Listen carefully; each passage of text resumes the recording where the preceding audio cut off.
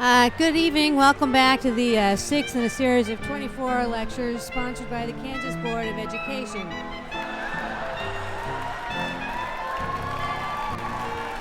Tonight's topic will be Charles Darwin and the theory of evolution.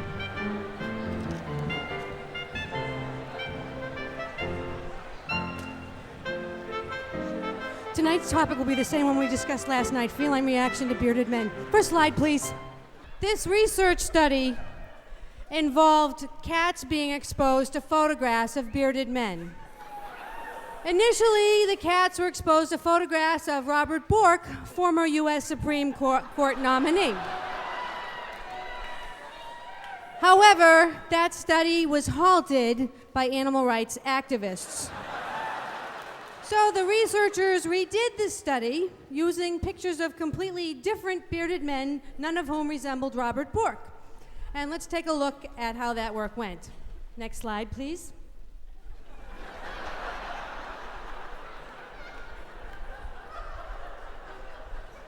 Altogether, there were about 200 cats involved in this study.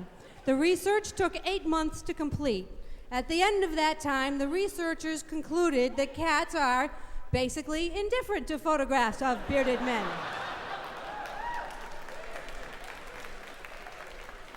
I'll show you some of the work. There's actually historical antecedents for this research, if you'd like to just see an example.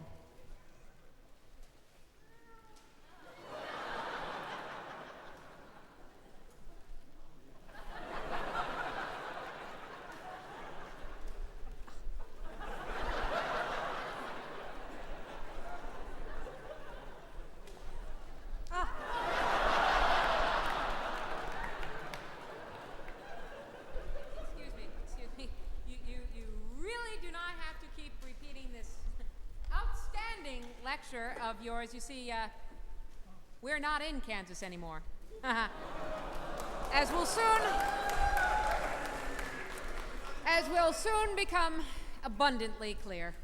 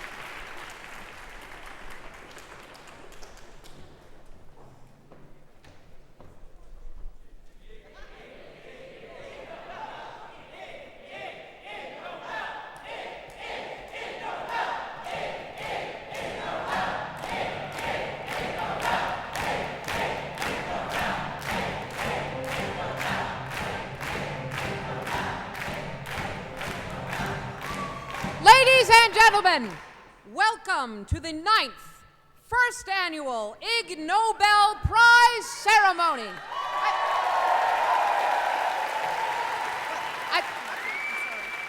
May I have your attention, please? May I have your attention, please? I'm Naomi Stephen, the Fire Marshal at the City of Cambridge, and I must tell you that I cannot allow this performance to continue. Every year, we have had problems with this ceremony. We've had combustible materials and flammable garments and unstable molecules. I simply cannot allow it to go on.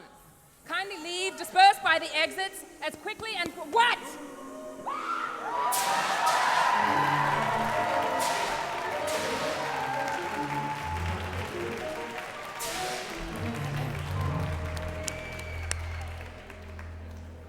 Very good.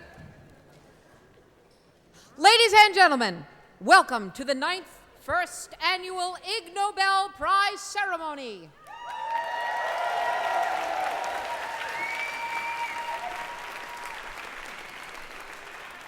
This ceremony is inflicted upon you by the Annals of Improbable Research, better known as AIR, and by the Harvard Radcliffe Science Fiction Association,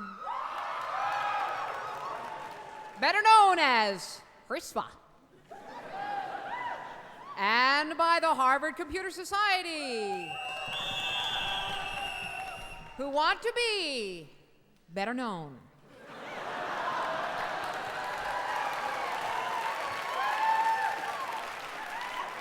And by a book I just read called The Best of Annals of Improbable Research, now available in German, Italian, and English. We are gathered here tonight at Sanders Theater at Harvard University. We begin with the entrance of the Nobel laureates, the Ig Nobel Prize winners, the descendants of famous scientists, and other ignitaries.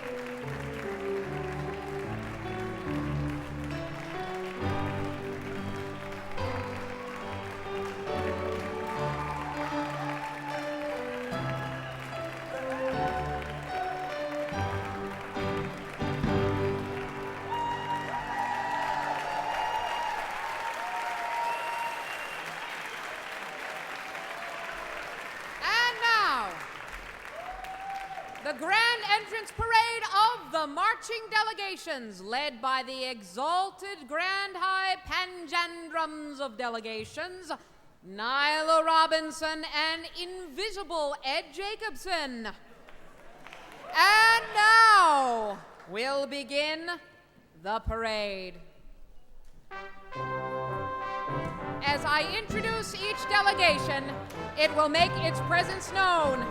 Please greet them all with the respect they deserve. Entering now, we have the lawyers for and against hereditary heredity.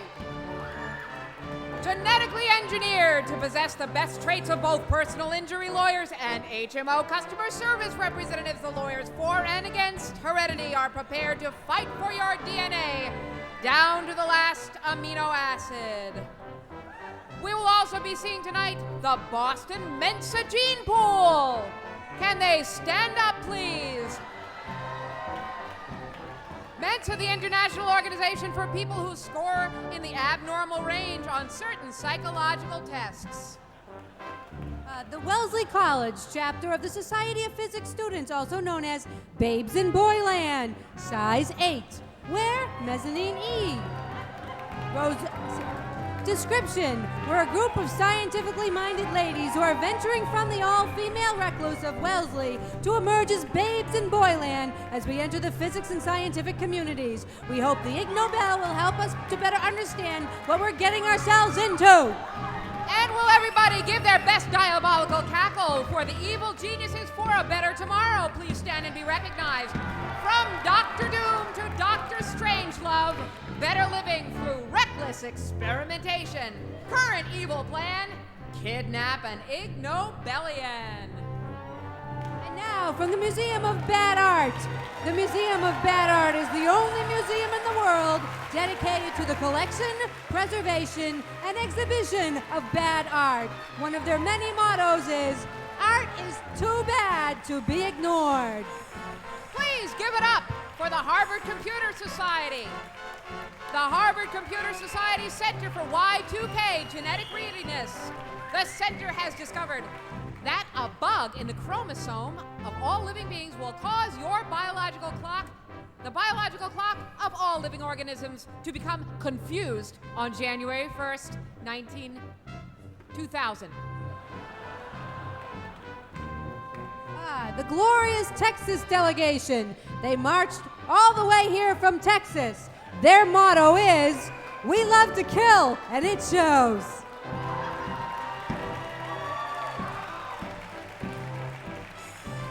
Scattered about, well, you never know they'll find them, is the delegation from the Annals of Improbable Research, the International Science Humor magazine. They are the main organizers of this Ig Nobel Prize ceremony. The editors are very, very shy, and so they're hidden at various places in the audience tonight. If you feel a scrabbling around your foot area, that's probably one of them right there. The Snurps of Molecular Genetics Marching Choir. Despite the fact that none of them are related, each of the Snurps chorus members has over 98% of the same genetic material. Coincidence? Is that incredible, folks? And we've been waiting all night for the Harvard-Radcliffe Science Fiction Association. The Harvard-Radcliffe Science Fiction Eloy. Aren't they beautiful? Oh! And now it's the Harvard-Radcliffe Science Fiction Morlocks giving the Eloy a run for their money. And last but not least, please recognize the veterinary students for the responsible use of gauze.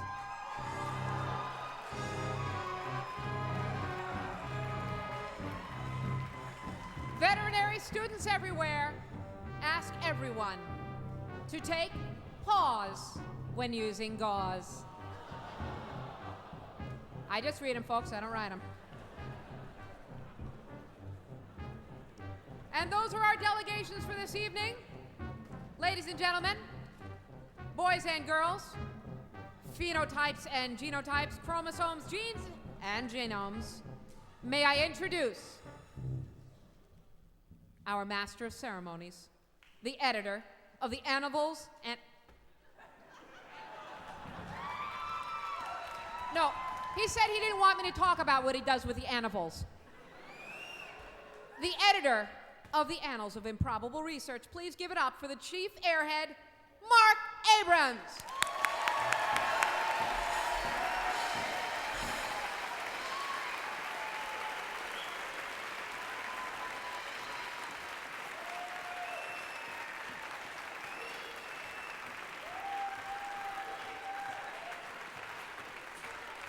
Thank you. Thank you, thank you, thank you. We are gathered here tonight to honor people whose achievements cannot or should not be reproduced. Ceremony is produced by the Annals of Improbable Research, a science humor magazine which, by the way, really does exist. The IG is proudly co-sponsored by the Harvard-Radcliffe Science Fiction Association and by the Harvard Computer Society and by a book that woman so enjoyed reading, The Best of Annals of Improbable Research, now available in German, English, and Italian. Tonight, 10 prizes will be given. The achievements speak for themselves all too eloquently. Now, let me introduce the several hundred people who are sitting here on the stage. First, our Nobel laureates. A 1976 Nobel laureate in chemistry from Harvard University, William Lipscomb.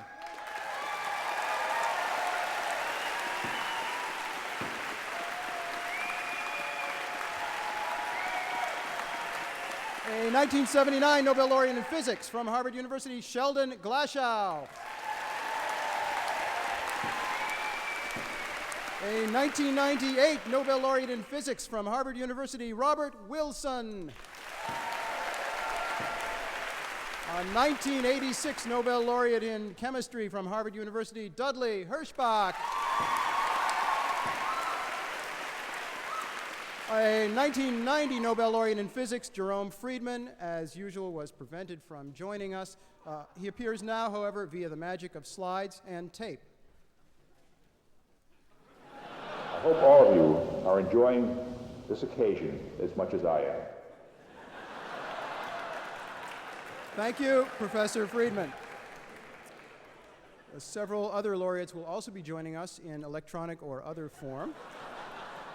Now, let us meet some of the other authority figures who grace the stage. Our Heisenberg Certainty lecturers, Dudley Hirschbach.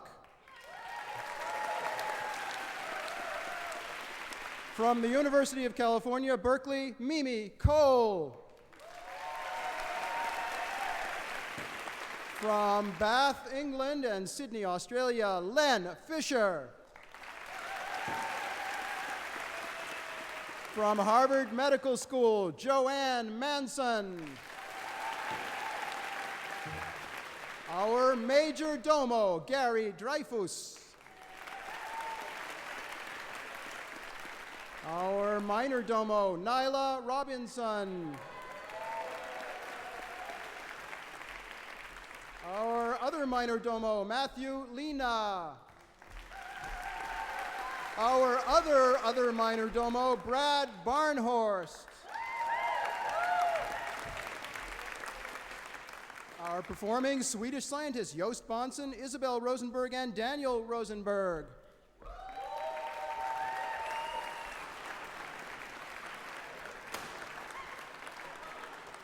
More introductions, the Human Spotlight, Silvery Jim Brett and Kathleen Ridlon. The official keepers of the mop, who will sweep detritus from the stage, Roy Glauber and Doug Berman. Our command and control elements, the Ig Nobel referee, Mr. John Barrett.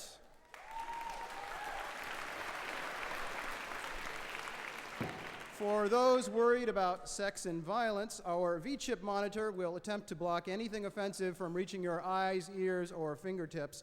Here is our V-chip monitor, Attorney William J. Maloney.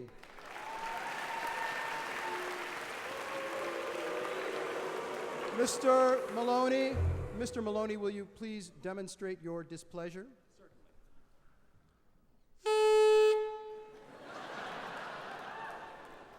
Now, last year we had a problem with many of the speakers exceeding their allotted time.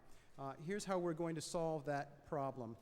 Please welcome the charming, delightful, ever so cute Miss Sweetie Poo.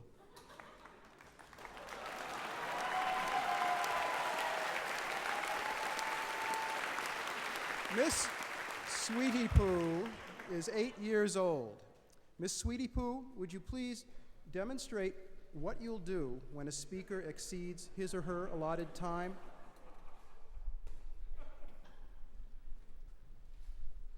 Please stop. I'm bored. Please stop. I'm bored. Please stop. Thank you, Miss Sweetie Poo. Thank you, Miss Sweetie Poo. Thank you, Miss Sweetie. Thank you, Miss Sweetie Poo. Thank you, Miss Sweetie Poo. Thank you, Miss. I'm bored. Thank you, Miss. Please stop. Thank you. Thank you, Miss Sweetie Poo.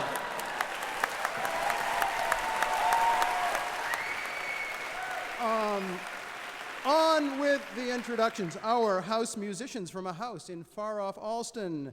The group Songs of Silt, Nick Karstoyu and Jonathan Wobeski. The Ig Nobel operatic pianist from far-off New Zealand, Greg Neal. And a man who looks like Greg Neal, who's sitting next to him, but who is not Greg Neal. And finally, a convicted felon from Harvard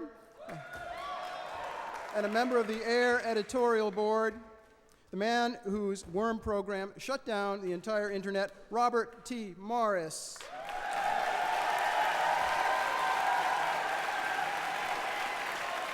Would the video cameras please focus on Mr. Morris? It is Mr. Morris who is controlling the internet feed for tonight's live telecast. Those of you watching around the world, relax. You're in good hands. There are other important people up here. You'll meet them later.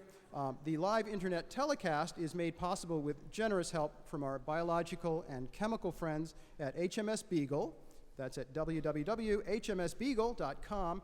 And The Alchemist, which is at www.chemweb.com. The ceremony will later be broadcast on National Public Radio's Talk of the Nation Science Friday with Ira Flato.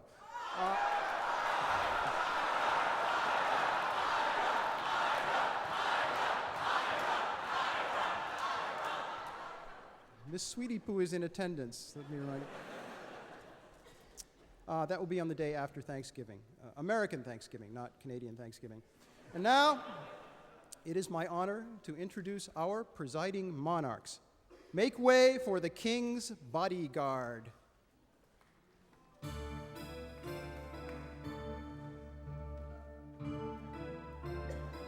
Ladies and gentlemen, please rise for the King and Queen. Please rise for the King and Queen, ladies and gentlemen. Ladies and gentlemen, the King and Queen of Swedish meatballs.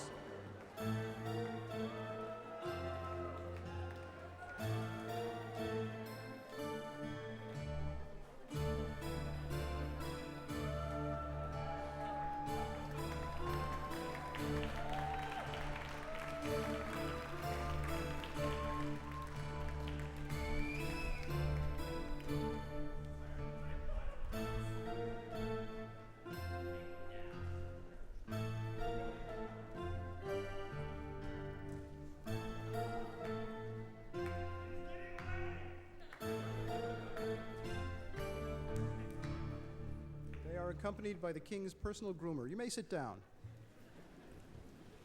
Of course, if you'd like to remain standing, you may still sit down. And now, Lois Malone will give the traditional Ig Nobel welcome, welcome speech.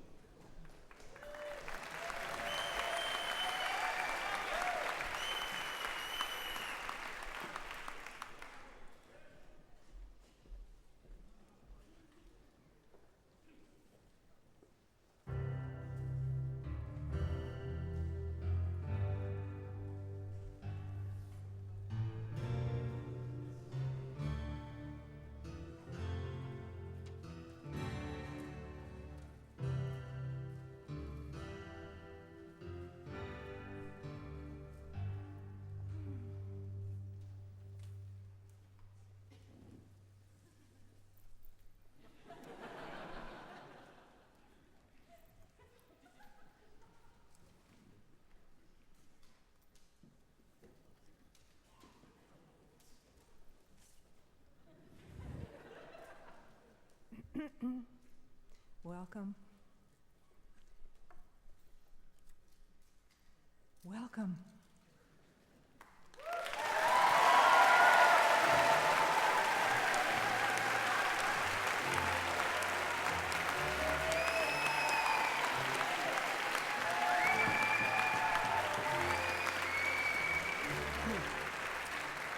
Now that you have been welcomed, let's find out about tonight's weather. Here is the Ig Nobel meteorologist from WHDH-TV Channel 7, Mish Michaels.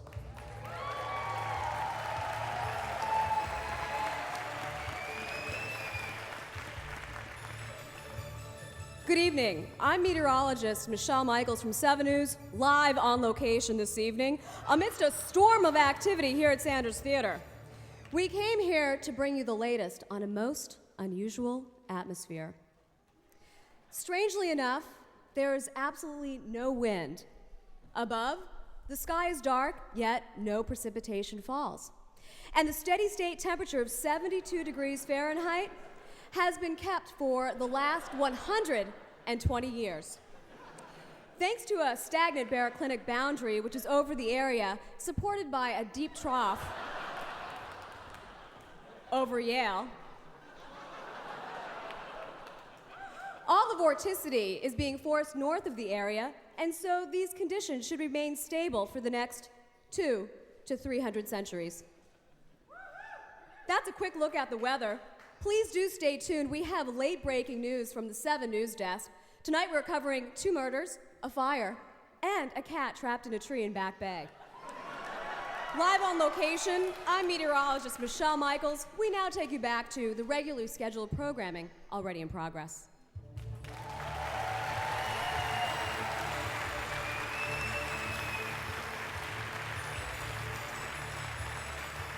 Now, here's a word about healthcare from a longtime sponsor of the Ig Nobel ceremony, everyone's favorite healthcare provider, HMO Black. Doctors? Oh, all right.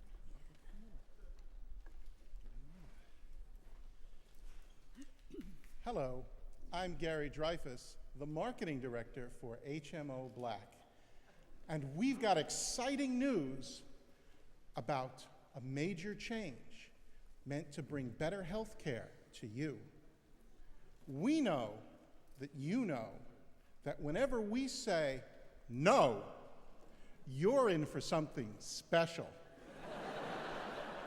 So, we're changing our name. From now on, don't call us HMO Black. Call us HMO No. Oh, no!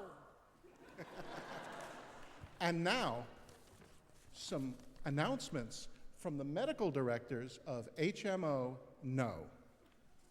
When you're feeling ill, the last thing you need is lots of rushing from appointment to appointment. Now you can relax. HMO No's patient scheduling system will make you feel right at home by letting you stay right at home. Don't want to come down to the doctor's office? Then don't. Stay at home. HMO No. Oh, no! Because we care about you. And your pocketbook.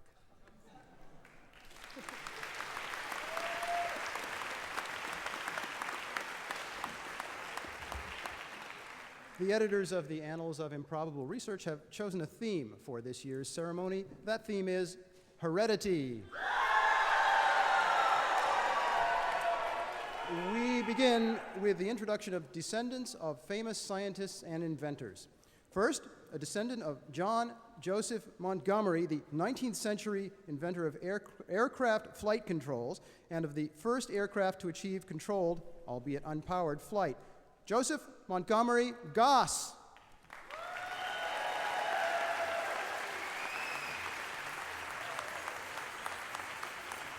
The 2 daughters of William Phillips, 1997 Nobel laureate in physics for his work in cooling and trapping atoms. Please welcome Christine Phillips and Caitlin Phillips.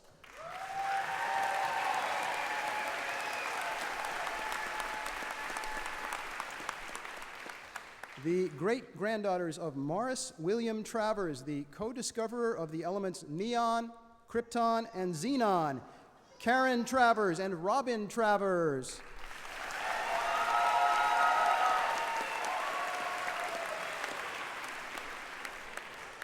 And the granddaughter of Francis Crick, 1962 Nobel laureate in medicine for his co-discovery of the structure of the DNA molecule, Kimberly Crick.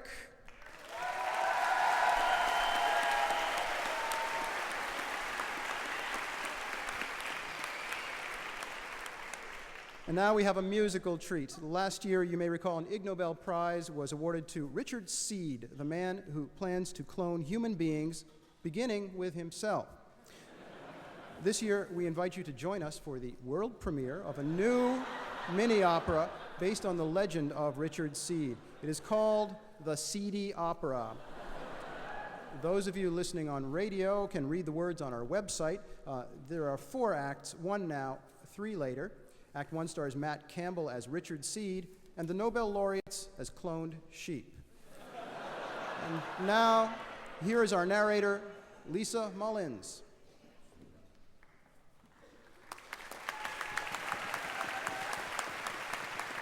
Legend has it that in the hills of Chicago there dwelled a brilliant, lonely shepherd named Richard Seed.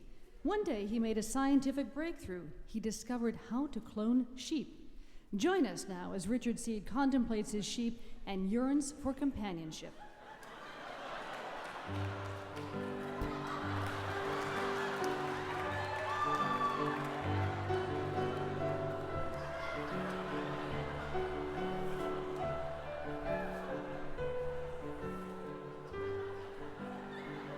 I made some new sheep, did not gain a new sheep. In the world of science, I have joined the giants. Were I a glutton, I could feast on mutton. But it's not worth it for a few nights of rest. Oh, sorrow me, oh, lonesome me. Although a genius, I will maybe. For a genius, it's ignominious to have this stupid sheep for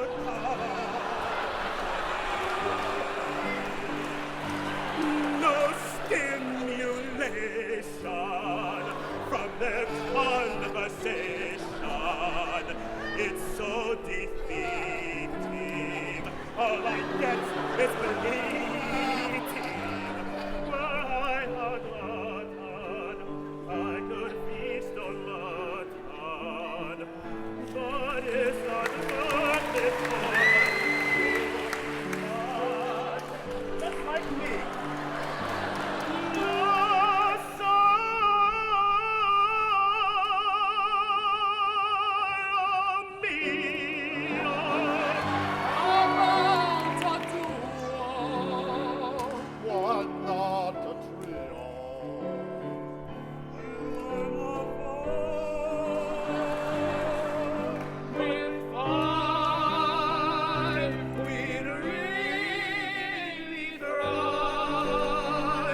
Don't stop me now.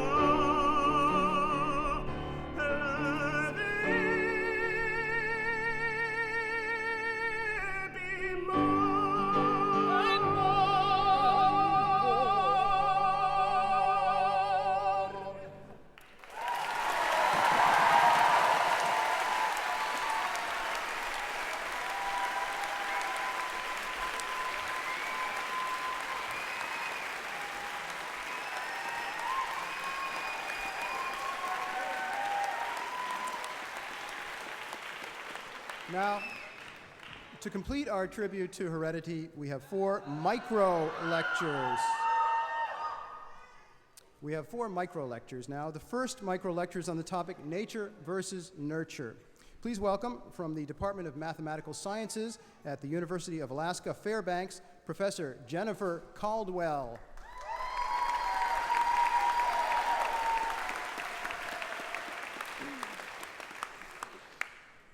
Let's examine 2 human characteristics that are said to be genetically determined. First, intelligence, the kind of intelligence required to do well in math, engineering, and science. Second, beauty. I'm talking about babe caliber beauty. Now, are these two things in fact genetically determined? And if so, are they determined by one sex? And are beauty and brains mutually exclusive in women as they are in men?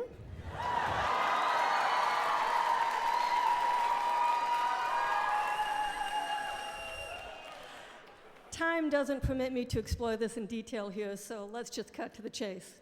Here's the real question. Why is it so unusual to see drop-dead gorgeous women in math, engineering, and science? Hey!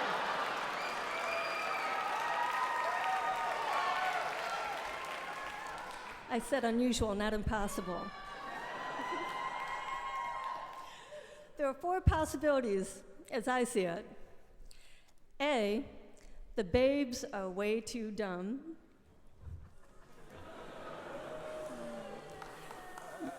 B, the babes spend too much time dating and not enough time mastering technical material.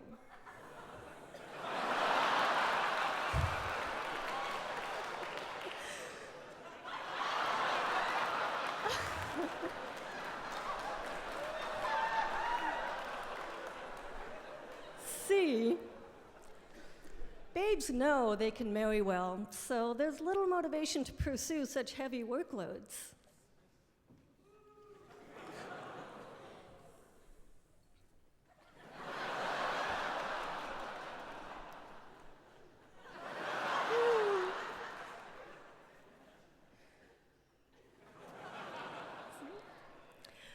And D, drop-dead gorgeous women do in fact enter technical fields, but they come out of them looking all nerdy. I vote for C. D.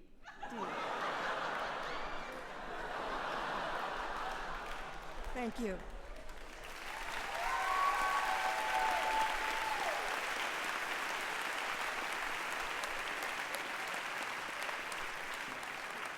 Our next mini lecture will be presented by the author of the book, A Briefer History of Time.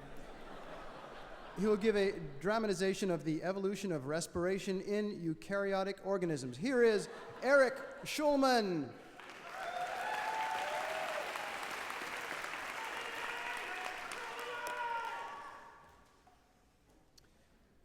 If we are marked to die, we are enough to do our kingdom loss. And if to live, the fewer organisms, the greater share of honor. For in this era of increasing oxygen levels, we must evolve. And should we succeed, then shall our names be as familiar as household words. Dinoflagellate, and diplomonad, microsporidian, and trichomonad. This story shall all good eukaryotes teach their offspring. And a geologic era shall never go by, from this day to the ending of the world, but we in it shall be remembered.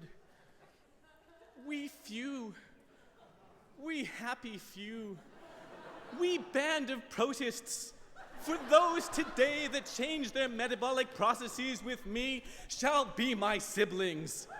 Be they never so vile, this day shall gentle their condition. And Acritarchs home abed shall think themselves accursed they were not here, and hold their honor cheap, whilst any speaks that evolved with us today.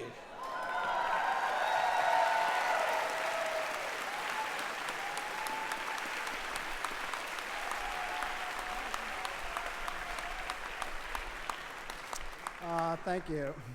Now, here is the spokesperson for the organization Teenagers Who Are Fed Up with People Lecturing Them About Nature versus Nurture. Please welcome Kate Eppers.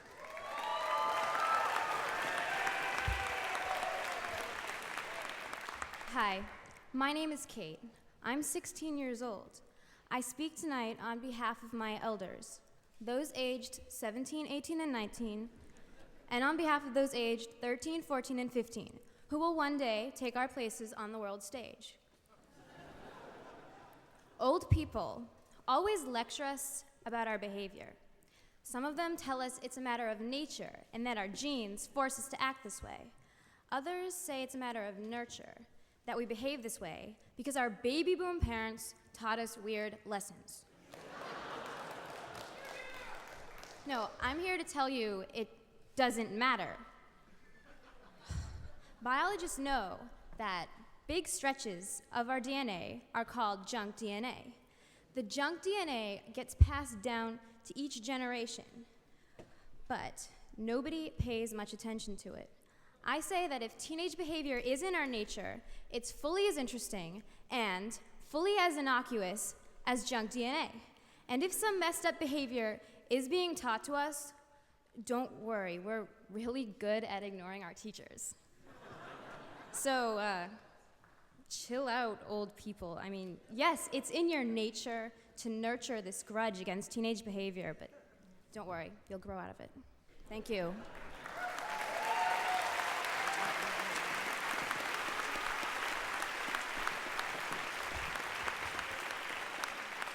Now, with our final spoken tribute to heredity, here. With our final spoken tribute to heredity. With our final spoken tribute to. They're good. Here from the Massachusetts State Division of Abandoned Property is Eric Kramer.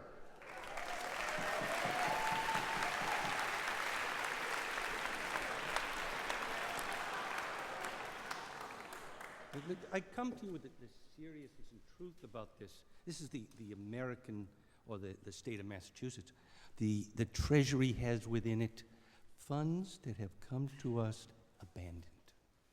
You fail to realize that most people seems to forget, and then it just passes on from group to group, from year to year.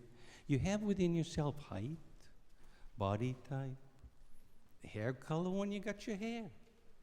And of course, there is something most important that most or much gets forgotten. Most of us don't.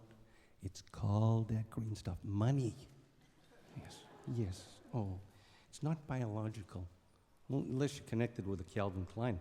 It doesn't come from your genes. Okay? It comes to you not just from mom and dad, but also from those dearly departed relatives of yours that you can, if you do it right, get cozy with, and then they'll give it to you. But if you don't, they'll go to your cousins. But crying out loud, be careful. And if the two of you don't do it right, it's you're lucky enough to inherit it, then grab it and go. We're all set. But what happens so often is that they fail to take care of it, fail to recognize when it goes. So after 3 to 5 years, instead of letting that bank keep it for whatever, they send it to us over here at our Treasury. We hold on to it, sit with it. And that's about all we can do with it, just sit. It even makes a little interest. But it just sits waiting for you to come back and get it. Come on. It's all yours. I want to keep it. These forgotten funds, the money, they're yours. This division, the state treasury. Do the words Miss Sweetie Poo mean anything to you? Oh, of course not. They're all sweet. They're very not. They're selfish and smarty cousins. But you gotta think. Okay. Please stop. I'm bored. Please stop. I'm bored.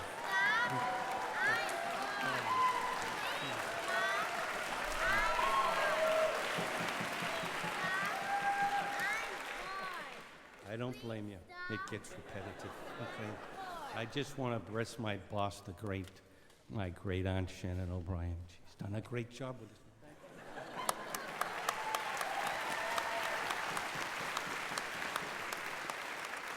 Now, that wraps up our tribute to heredity. Now, please give your attention to Sister Christine.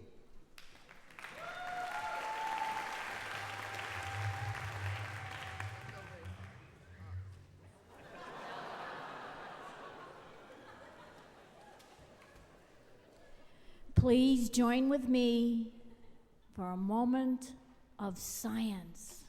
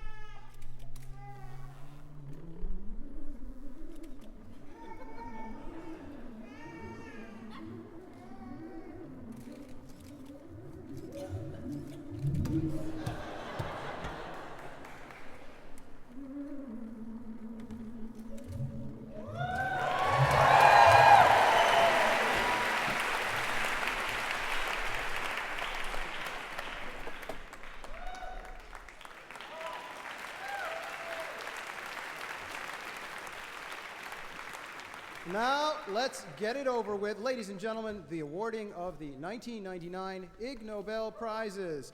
We're giving out 10 prizes. The winners come from 8 countries: Australia, Belgium, Canada, Japan, Norway, South Africa, the United Kingdom, and the United States. This year's winners have truly earned their prizes. Dorothy, tell them what they've won. This year, each prize winner gets a plastic shopping bag. Inside is a treasure trove of goodies. There is the Ig Nobel Prize, a pine-scented air freshener, a lovely tea bag, a copy of the book that everybody seems to be reading, except, of course, for me, Best of Annals of Irreproducible Research, Mark Abrams, editor, W.H. Freeman, publisher, now available in German, Italian, and English, and a certificate good for 50 cents off the purchase of another tea bag, and some tiny little keys, and some poker chips, and I can't find the certificate, but I know it's in here someplace.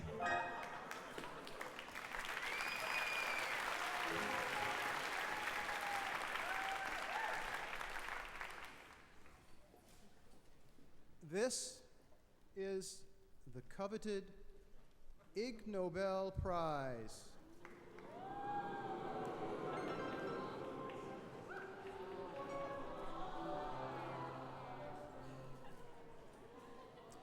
And now our winners. First, the Sociology Prize.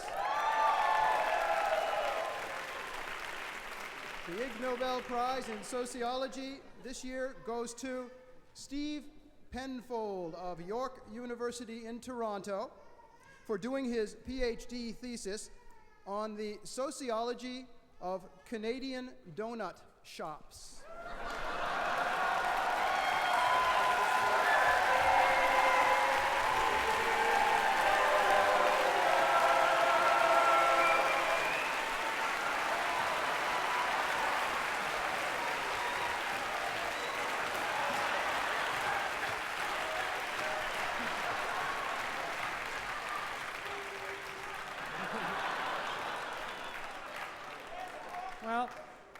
I understand that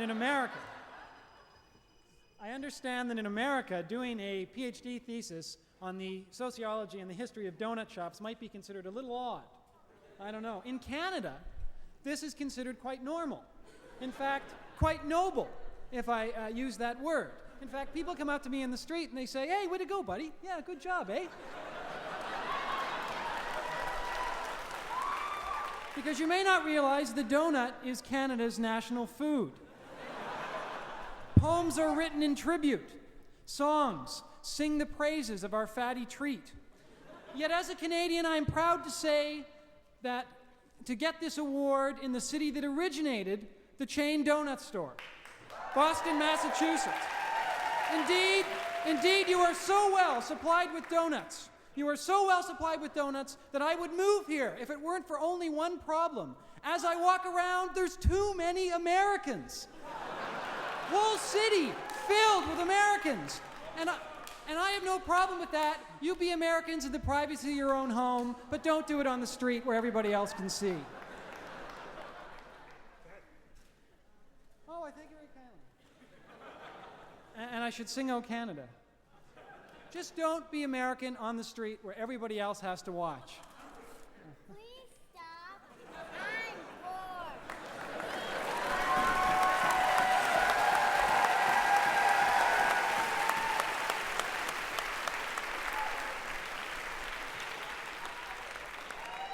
Now, we have a very special tribute to this winner. It will be given by a man who has made a lifelong study of this subject. It is my high privilege to introduce one of last year's Ig Nobel Prize winners, the man who personally developed and tested a suit of armor that is impervious to grizzly bears, Troy Hurtubise. Before Troy takes the podium, we have a brief video clip to remind you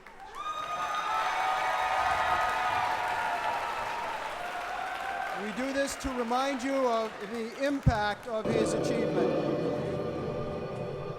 Ever since that day, from that day forward, I've never figured out why it happened. Never from the medicine man to the psychologist to the dream analyst to everybody. It just happened because it happened, and in that the bear didn't kill me. I've been on his trail ever since. After 7 years of work, Troy Hurtubise has designed and built a suit of clothing that is guaranteed to protect him against a grizzly bear attack. Troy's on the phone from North Bay, Ontario. Hi, good morning. Good morning, how are you? Fine. This time you've done it, eh? Well, it's taken a while, but like you say, yeah, finally we got there. Yeah, because you and I have talked a couple of other times. Yes, we have, a couple of times over the years. But this is the suit. Yeah, this is the suit. $100,000 later, 7 years research, we finally got to a suit capable of doing what we want with regards to grizzly research. What uphill is going to be very, very difficult here.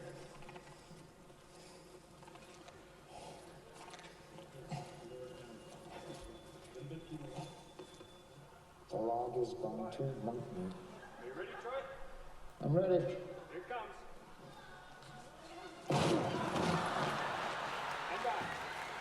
Come on.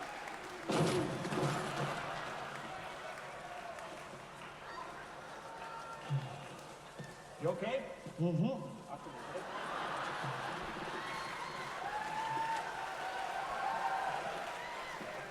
I got it.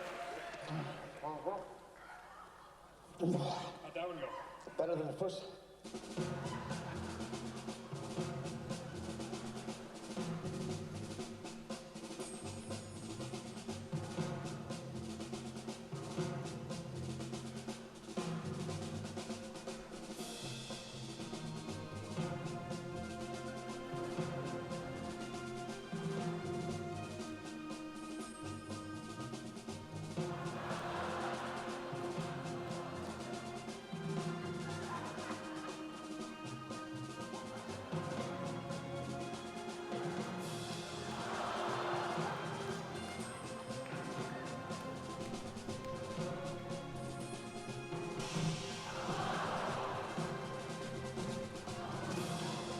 It did, but it wasn't good enough for those. Yeah. So what we did was we built another suit, which we had planned to do, and redid the test, this time magnify them to how would one say, refute all. We pushed the trucks up to 3-ton trucks at 50 kilometers an hour. And then, of course, we did the board. A 3-ton truck ran into you at 50 kilometers an hour? 18 times.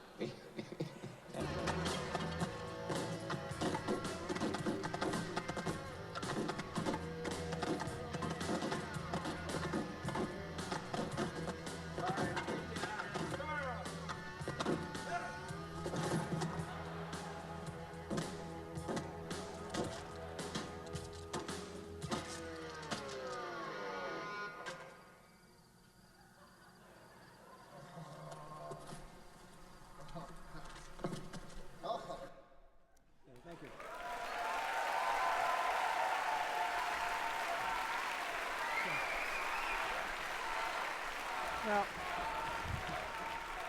if you want to know why Troy did that, come to the IG Lectures this Saturday, and Troy will be talking about some of his recent technical work. In the meantime, ladies and gentlemen, here with a tribute to Canadian donuts, please welcome Troy Hurtubise.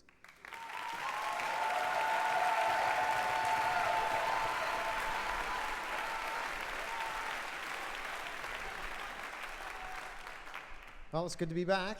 It was an unexpected call, but I'm back in Boston and having a good time. What can I say about Canadian donuts? But the truth. Actually, Canadian donuts are to Canada what baseball is to America, quite seriously.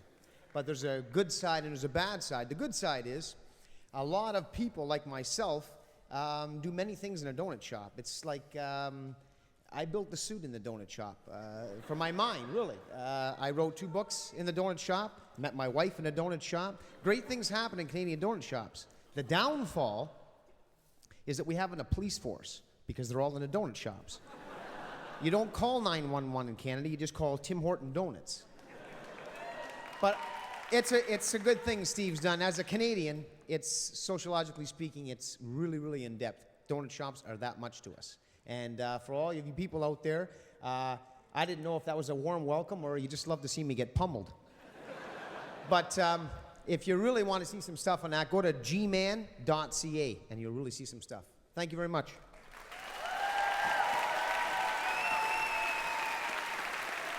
Right.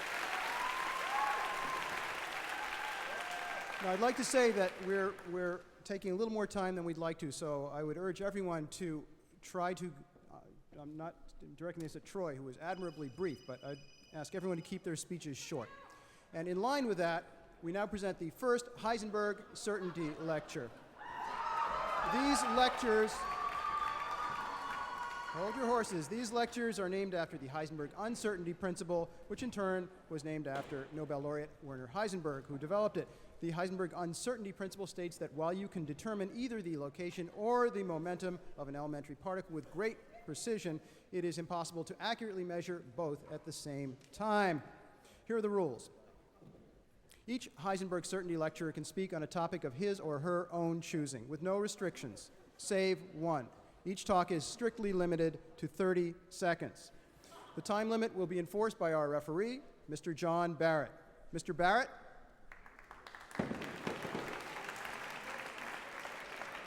Mr. Barrett, do you have any advice for tonight's lecturers? Gentlemen, keep it clean. And now the first lecture. Will the nucleotides bar the doors? Heisenberg Certainty Lecture number 1 will be given by Nobel laureate Dudley Hirschbach.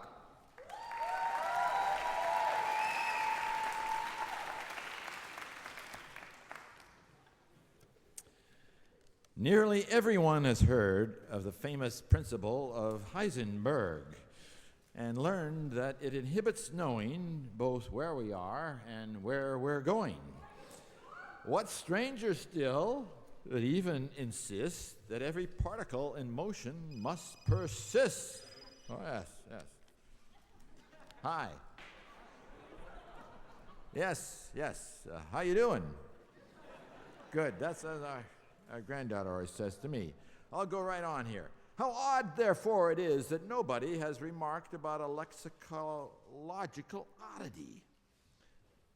The name Heisenberg could signify a premonition or a pun, since it means a burning, scorching hot mountain.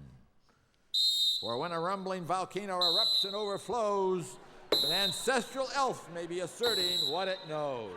Thank you.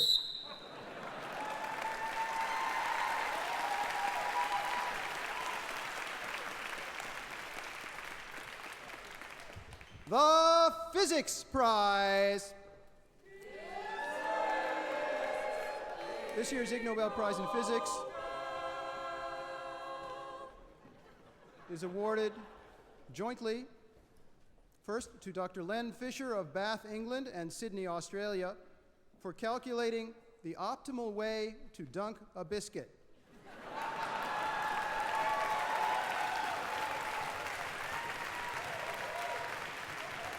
Dr. Fisher shares the prize with Professor Jean-Marc van den Broek of the University of East Anglia, England, and also of Belgium, for calculating how to make a teapot spout that does not drip.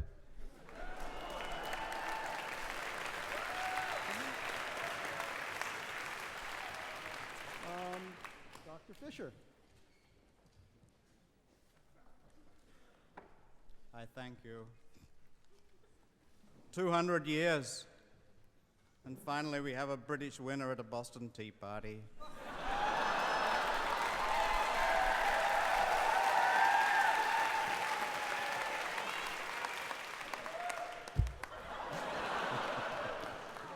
In honor of this splendid audience, and with the assistance of at least one Nobel laureate who does not yet know that he is a volunteer, I wish to introduce an extension of my theory.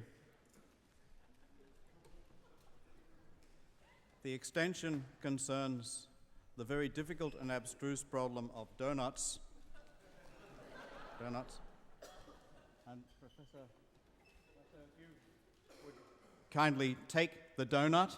And now, Professor Glashow, I wish you to demonstrate to this uncomprehending audience my new method of dunking a donut.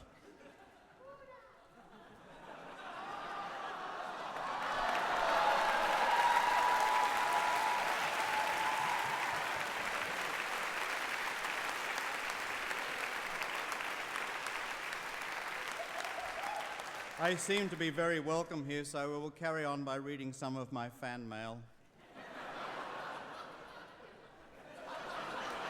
Dear sir, congratulations. Have a biscuit. Have a biscuit, kid. Congratulations on your usual. Have 2 biscuits, kid. Have 3. You win.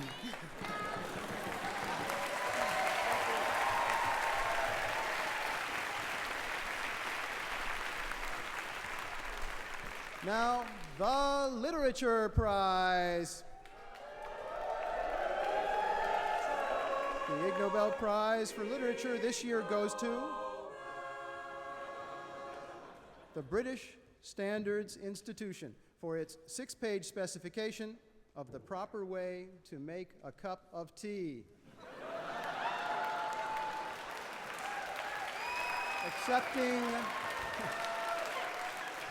Accepting for the Institute, here is their Manager of Regulatory Affairs, Reginald Blake. And he'll be congratulated on tape and slide.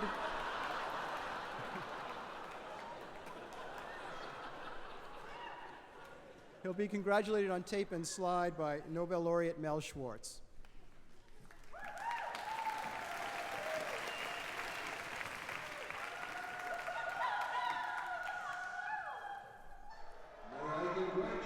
Sir or madam, as the case may be, on your famous award.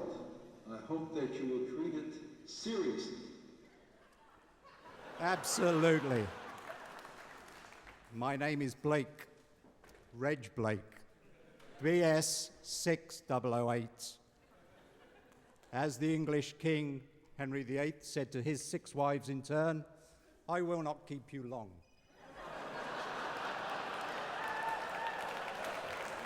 It has only taken us 5,000 years to develop a standard on how to make hot tea. So don't expect to see a cold tea or an iced tea one until the year 7000. By the way, we Brits have concluded that the Boston Tea Party was simply the first attempt to make iced tea on a grand scale. How do you make a cup of tea? Very quickly. You put 2 grams massive tea per 100 milliliters of water. I'm not going to do the conversion for you guys. Fill the pots within 4 to 6 millimeters of the brim and put on the lid. Brew for 6 minutes. Pour 5 ml of milk into a cup and pour into prem tea. So am I. In the best traditions, I'd like to thank BSI, the Boston Philharmonic, Julius Caesar. I came, I saw, I had a cup of tea fame. Thank you.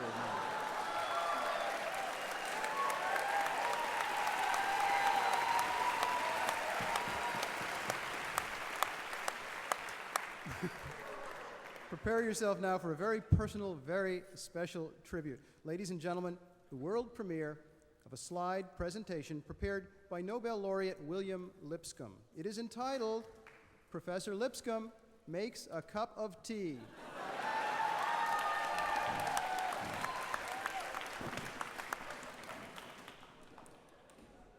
Next slide. The first step is to select the tea.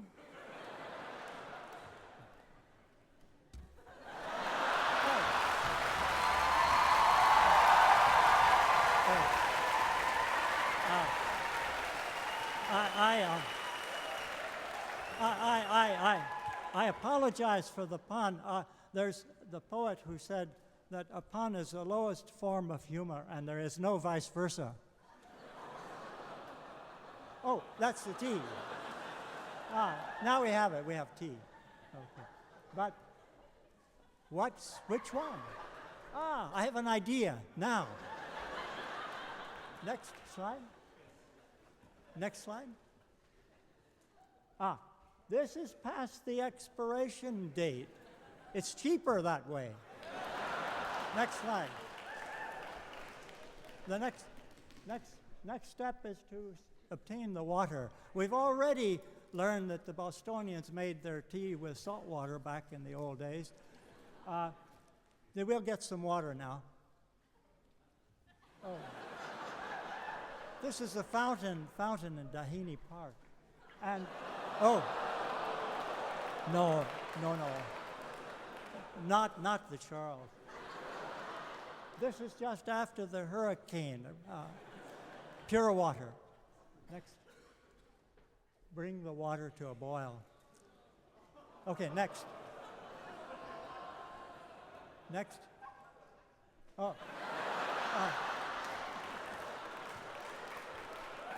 You have to be careful. You might set the place on fire.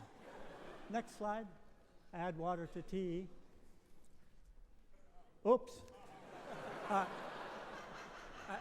Sorry about that. I think they're still there. Next.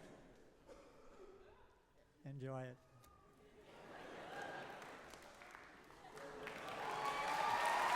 Thank you.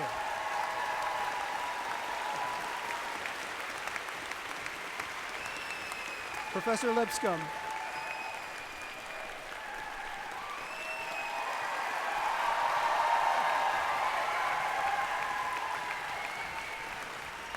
Ladies and gentlemen, we direct your attention to the balcony. We direct your attention to the balcony, where a giant biscuit is about to fly through the air and onto the stage.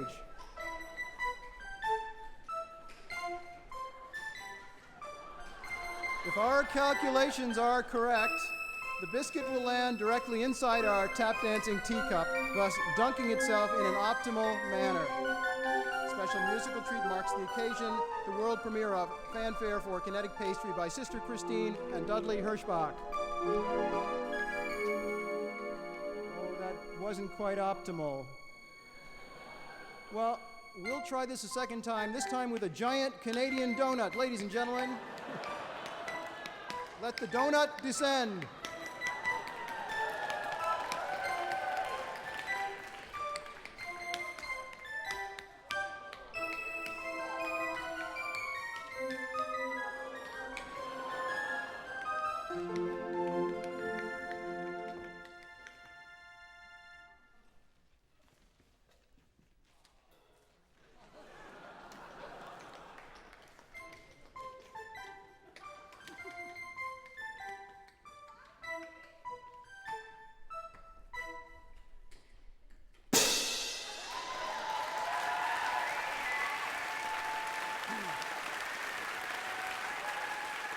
Will the codons bar the doors? Heisenberg Certainty Lecture number 2 will be given by the Professor of Integrative Biology at the University of California, Berkeley, Mimi Cole.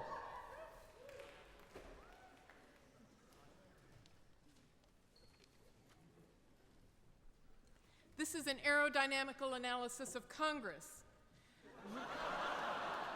Lift is proportional to area times velocity squared. The area of agreement between Republicans and Democrats is small, and the velocity of anything in Congress is low, therefore lift is very small. Distance traveled is proportional to lift divided by drag. Since lift is low and since congressional speeches are an enormous drag, nothing will get anywhere. But remember, power equals force times distance per time, and since distance is so close to zero, Congress has rendered itself powerless.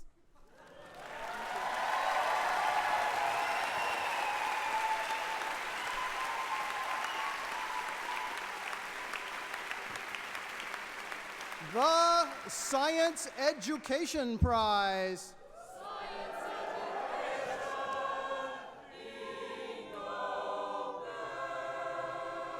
This year's prize in science education is awarded jointly to the Kansas Board of Education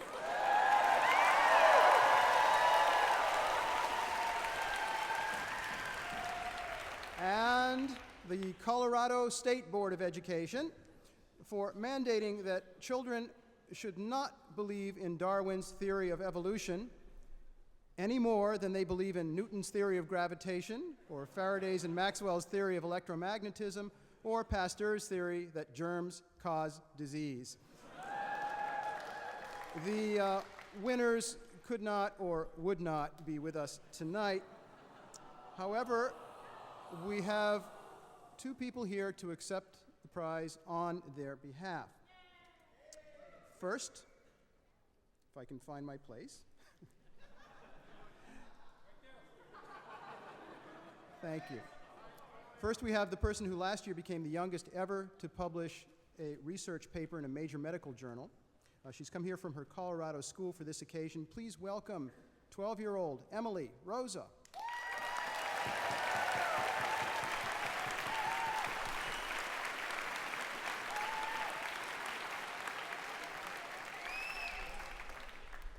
Well, I'm back. When I presented last year's Ig Nobel to Professor Dolores Krieger, who invented therapeutic touch, it was because she never tested her theory. For 25 years, she was sneaking TT into nursing, telling nurses they could heal patients by waving their hands through the air. That was bad science. So bad that even a regular 9-year-old kid could disprove it. I'm 12 now and running into even stranger people. While my experiment was helping to keep therapeutic touch from sneaking in the front door in Colorado, there were some creationists sneaking evolution out the back. My own school banned the teaching of human evolution, and this was because the Colorado State Board of Education told them way back in 1995 that I wouldn't be tested on it, so I didn't have to know it. Very sneaky. It felt like something had blown my whole school into Kansas.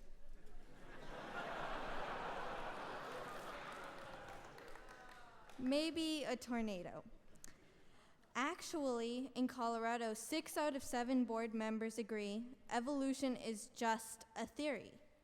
Well, what about the theory of electromagnetism, or germ theory, or radioactivity, or gravity? Sorry, Toto, just a theory. Boy, are we kids going to get the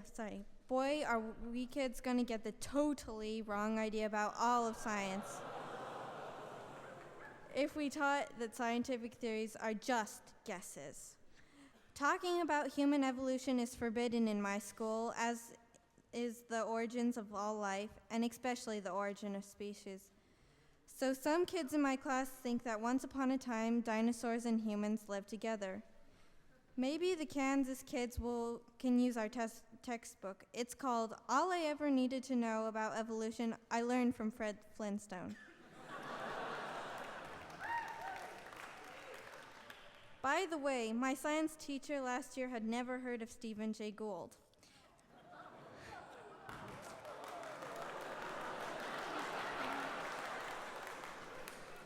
He's a professor around here, isn't he? Didn't he warn those who do not learn from prehistory are doomed to repeat it?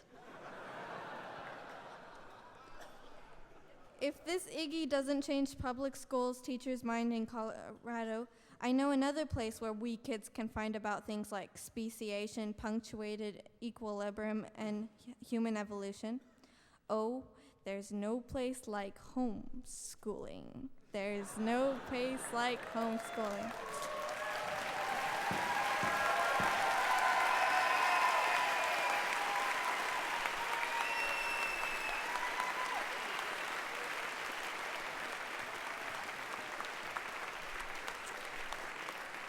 And here to accept on behalf of the Kansas School Board, please welcome from the Department of Molecular Biosciences at the University of Kansas, Professor Douglas Rudin. Thank you, Mark. I don't think I'm in Kansas anymore. I represent the Kansas Citizens for Science at www.kcfs.org on the web. The Kansas skirmish is the most notorious episode of a long struggle by religious fundamentalists to eliminate the teaching of evolution in public schools. However, this move backfired because it has caused many teachers in Kansas to actually improve their science teaching. Also, Kansas Citizens for Science is being inundated with requests for membership and support. In addition to Kansas, so-called creation scientists have already had success in Alabama, New Mexico, Nebraska, and as we just heard, Colorado. What happened in Kansas is invasion of the board snatchers. Stealth candidates who secretly support the creation science agenda are quietly getting elected to school boards across the country. I call on all scientists to be more active on local and state school boards. Don't let what happened to Kansas happen to you. As Dan Quayle said, a mind is a terrible thing to lose. Thank you.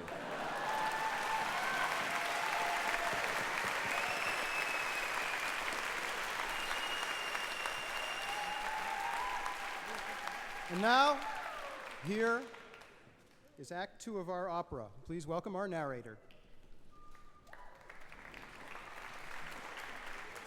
It was quite an accomplishment for Richard Seed to clone all those sheep and then to clone himself, too. Of course, all of this made his mother very proud. Join us now as his mother beams with joy while Richard tries to get some sleep.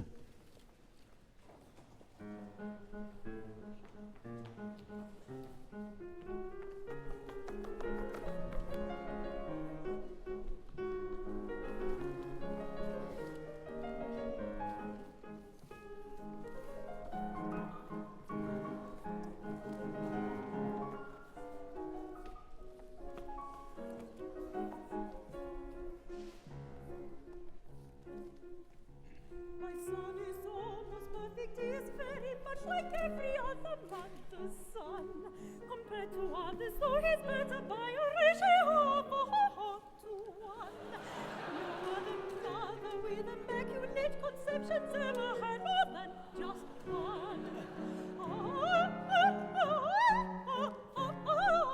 My son.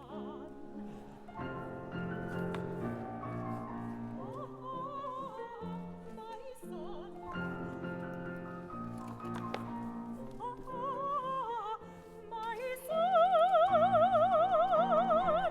My son.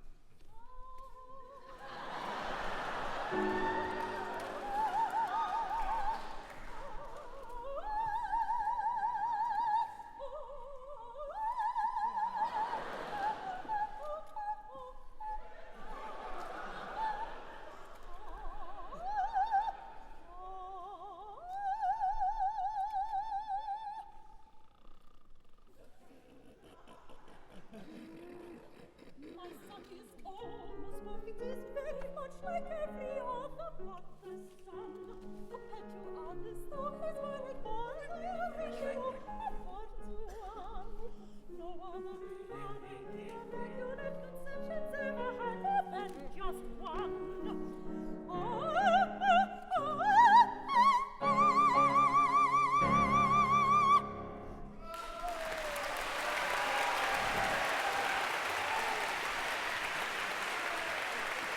Margot Button.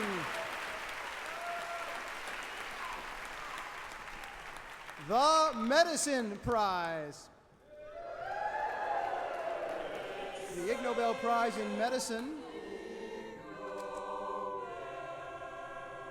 is awarded to Dr. Arvid Vatle of Stord, Norway, for carefully collecting, classifying, and contemplating which kinds of containers his patients chose when submitting urine samples. Dr. Vatle will be congratulated on tape and slide by Nobel laureate Elie Wiesel.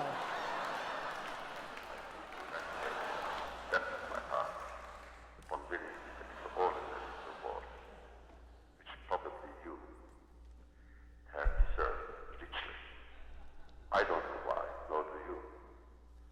Perhaps those who give it to you do know. In that case, they should be congratulated.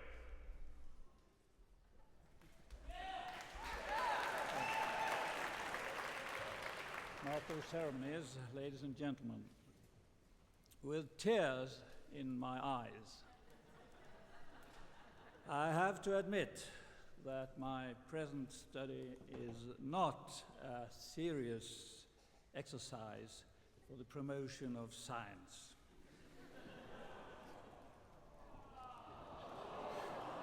Nor for the author's career in any field, be it urology, psychiatry, folklore,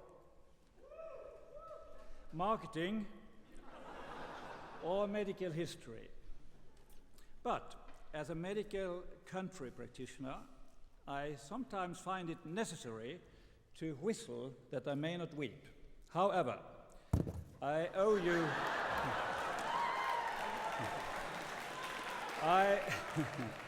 I owe you at least an attempt of a final serious conclusion. Indeed, I have to state that further research is necessary to survey possible geographic variations in the national and even international use of different types of containers for urine samples. Thank you for your improbably appreciation.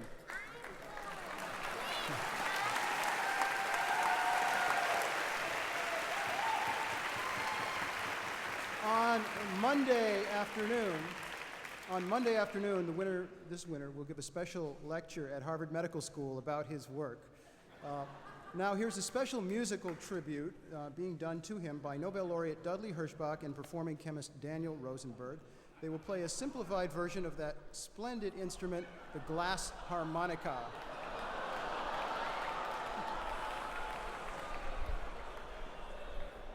Would whoever stole Dudley Hirschbach please return him to the stage? Professor Hirschbach. Oh, he's getting a sample, okay.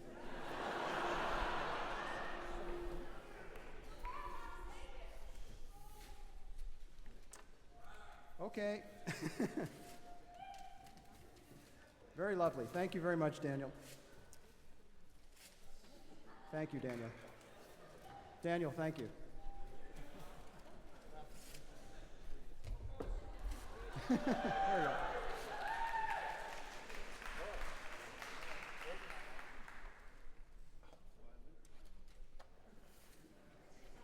And now we'll attempt yet again a musical duet by Dudley Hirschbach and Daniel Rosenberg, who will make it very, very, very brief, correct?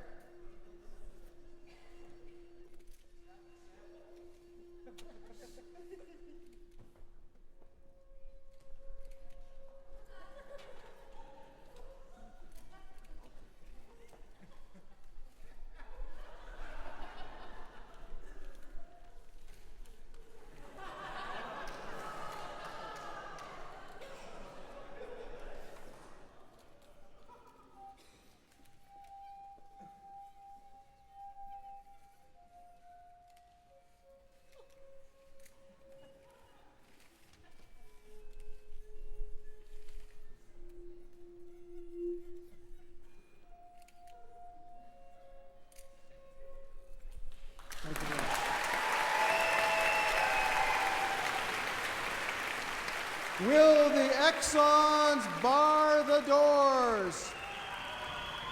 Heisenberg Certainty Lecture number 3 will be given by the discoverer of optimal biscuit dunking, Len Fisher.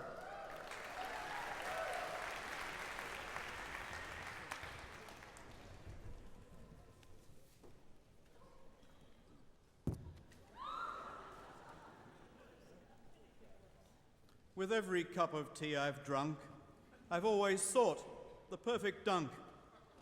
How long the biscuit takes to get the optimum degree of wet.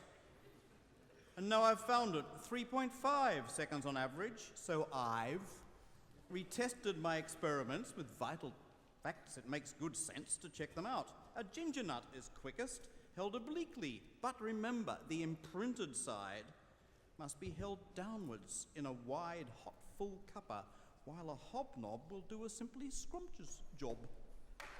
No need to find your biscuit shrunk when a great chunk of it has sunk. Boffins have proved, so don't debunk the true platonic ideal dunk.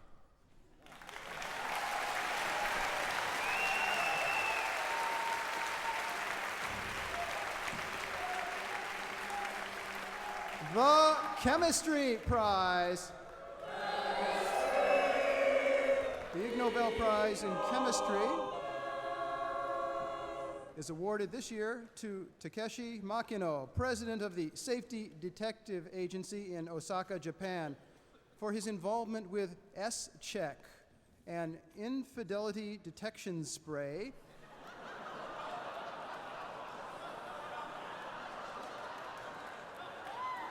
that wives can apply to their husband's underwear.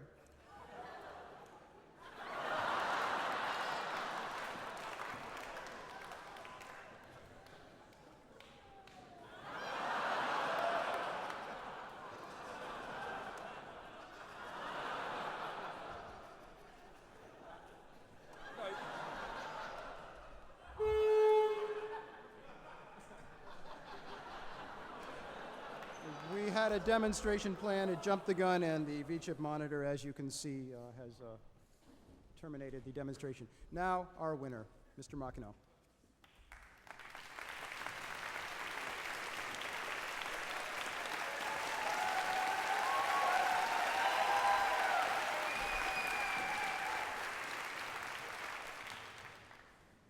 I am Takashi Makino, a private detective from Japan, a very tiny island country. USA is very big, and that's probably why people here are so good-humored and have such good time. Recently, the divorce rate in Japan has risen to 30%. Many from illicit love affairs by husbands. When a husband gets involved in a love affair, he loses interest in his wife and children. To prevent such a disaster, we have developed S-check.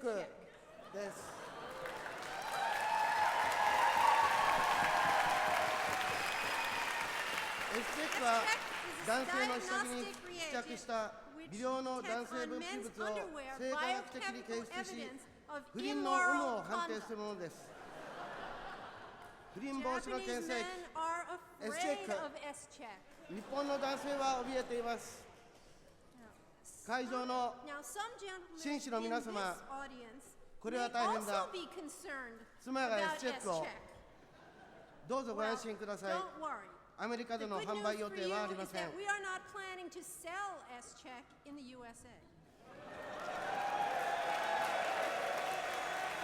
しアメリカで販売されたとしても心配はいりません。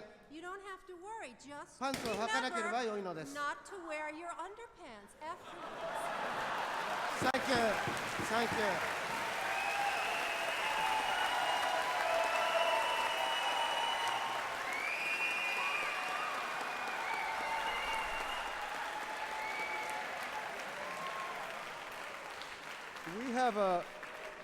We have a very brief, about a 20-second piece of videotape, which we think you'll enjoy watching right now.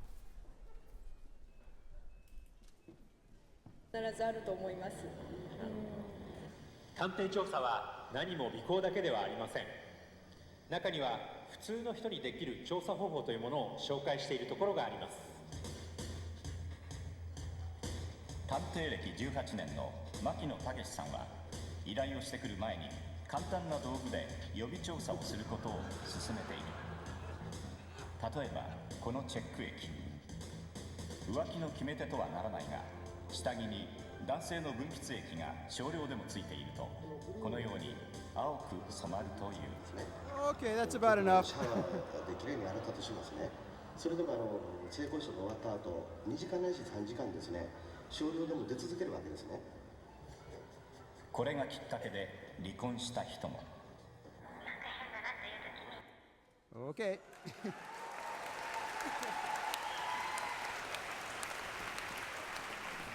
And now it's time for the Win a Date with a Nobel Laureate contest. Dorothy, tell us about our laureate. Svelte, sexy Shelley Glashow is a 1979 Nobel laureate in physics. Boyish and charming, and never at a loss for words, the style-setting Shelley enjoys cigars, wine, languages, bright homemade dinner, restaurant-made dinner, meals from the Chinese lunch truck, late-night snacks, cigars, billiards, cigars, and making amazing discoveries about natural forces of nature. Please give a warm win-a-date welcome to Shelley Glashow.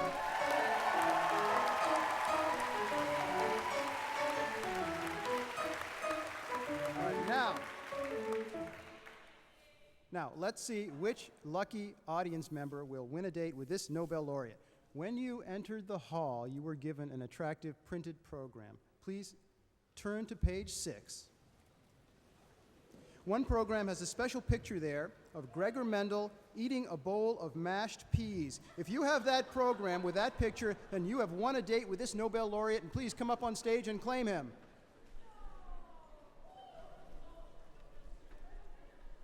Well, don't be shy. All right, who forgot to pick up a program on the way in?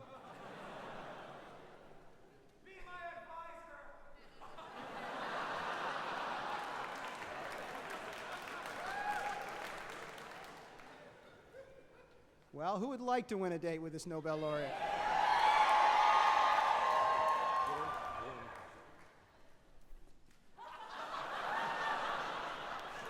No. No. Well, what are you willing to bid for this? All right, look, we'll do it this way. We'll do it this way. We'll try it this way. No.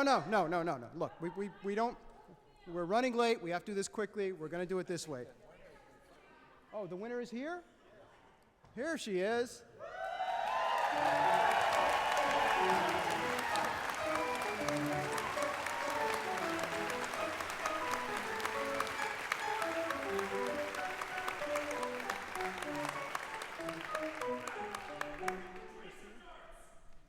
Okay.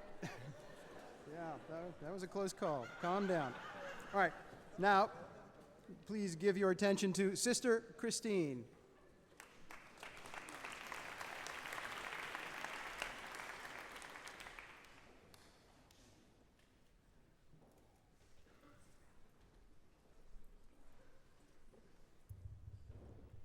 Please join with me again for a moment of science.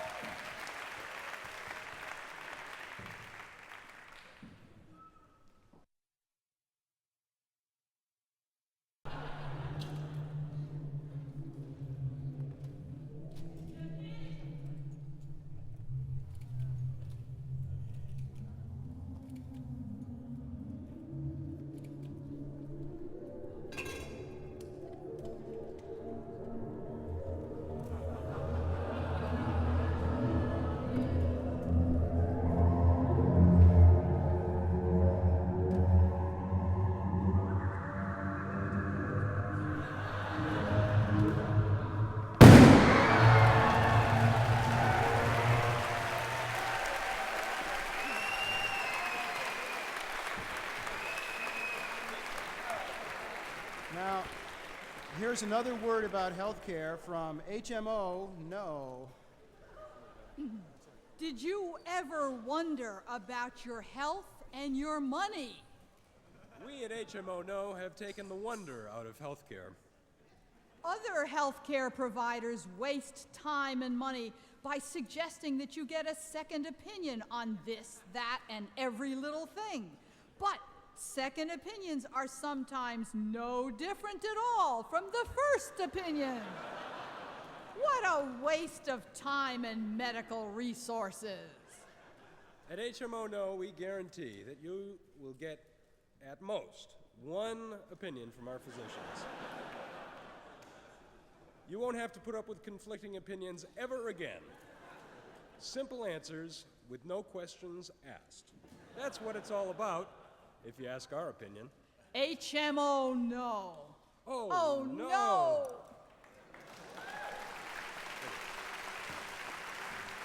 Because we care about you and your pocketbook.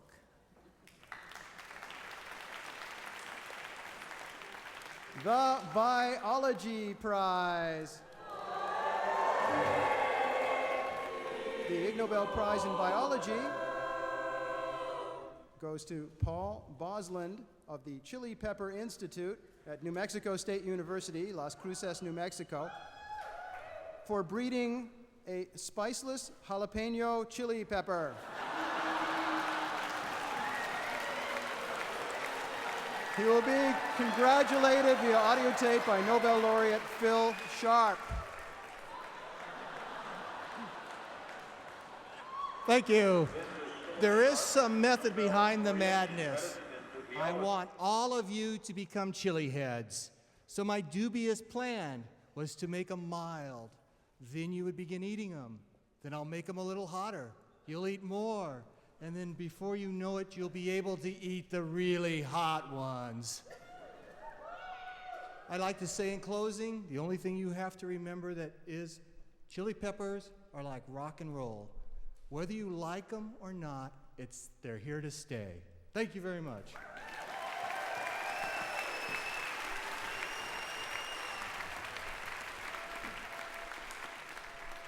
Will the introns bar the doors? Heisenberg Certainty Lecture number 4 will be given by Harvard medical professor Joanne Manson.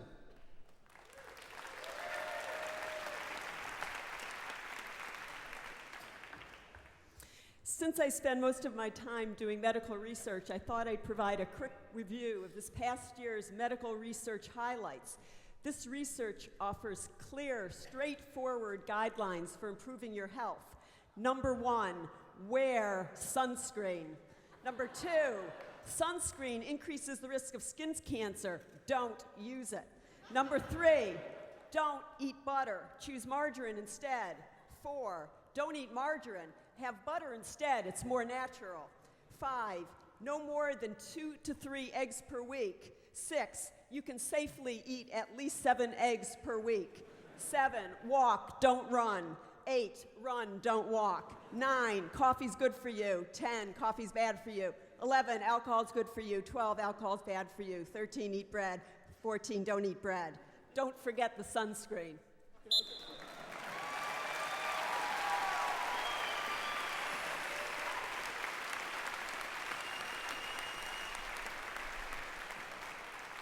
Now, let's pause for refreshment. Here is a brief slideshow entitled Professor Lipscomb Makes Home Brew Tea.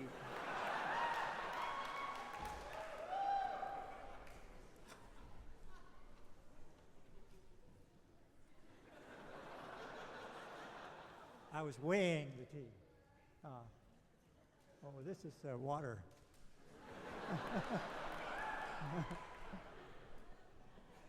Water. Next slide. Oh, that milk container is shaped like a cow. The milk.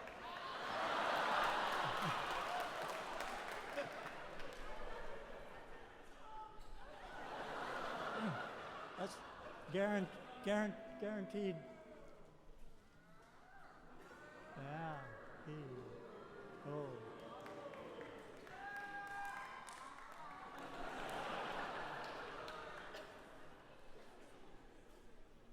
Well, a little too hot.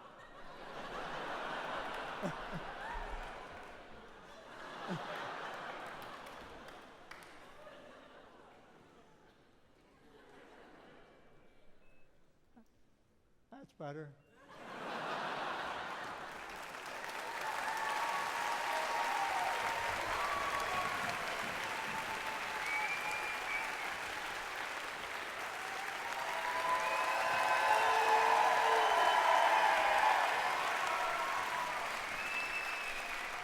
And now, Act 3 of our opera. Here is our narrator.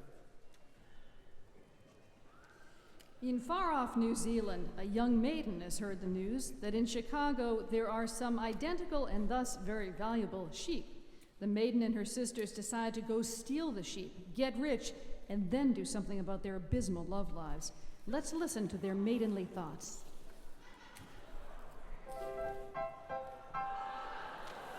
My sisters, come, let us steal those famous sheep.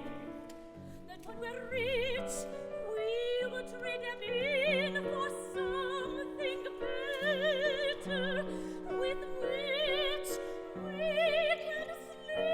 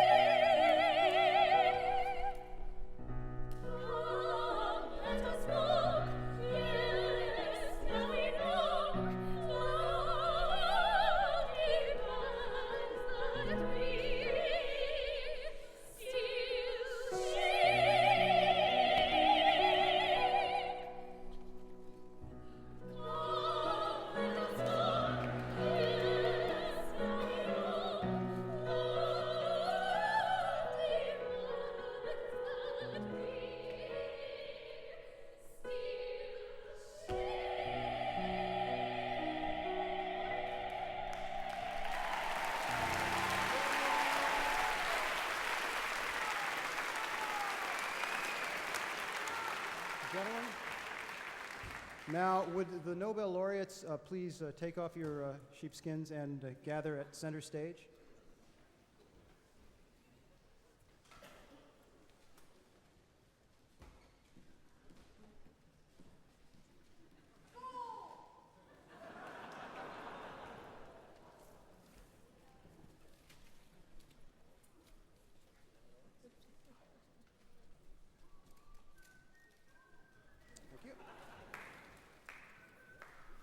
The Environmental Protection Prize.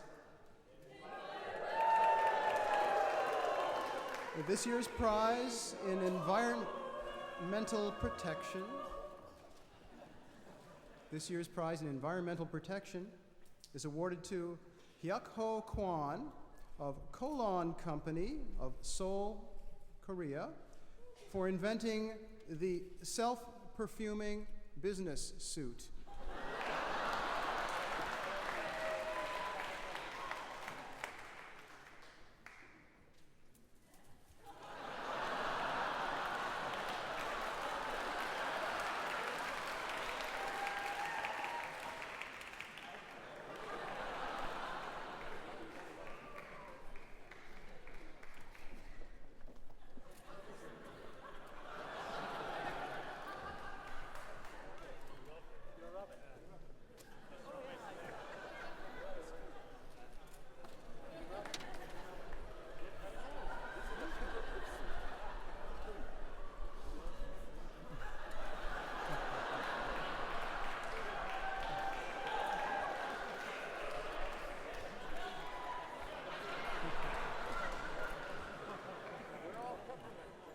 Thank you. The stronger you rub it, the stronger it smells.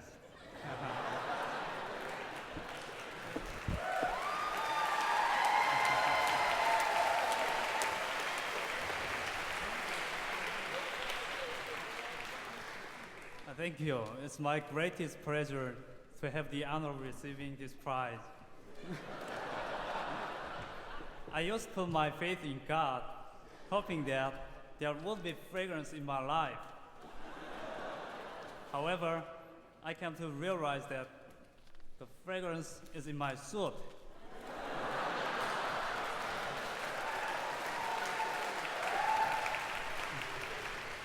Just as I expected my lifetime to be fragrant, I hope every one of you may have the fragrance in your life. Thank you.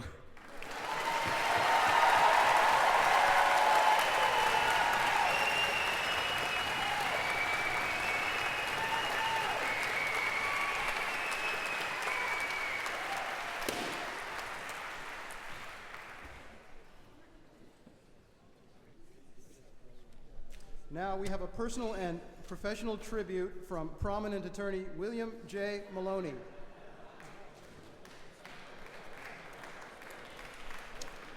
Thank you, Mark. How many times have we overheard a conversation to the effect, poor Babette, she would have got the Mercedes and the kids, but her lawyers stunk.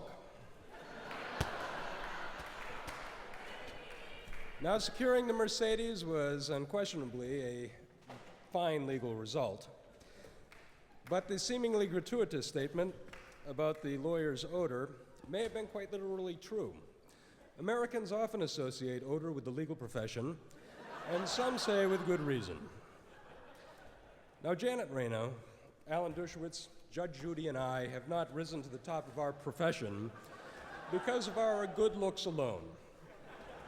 No, we know the law, but more important, we dress for success, we look sharp, and we smell great.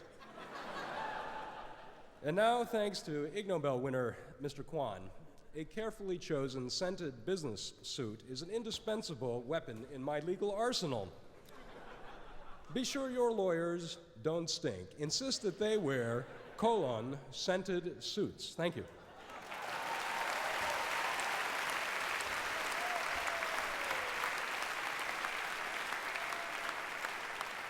The Peace Prize.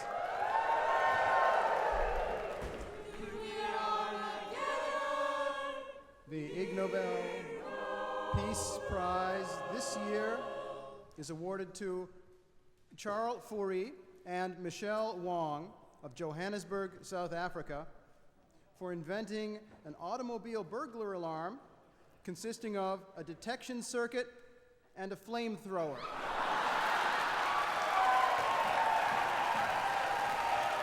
The winners could not or would not be with us.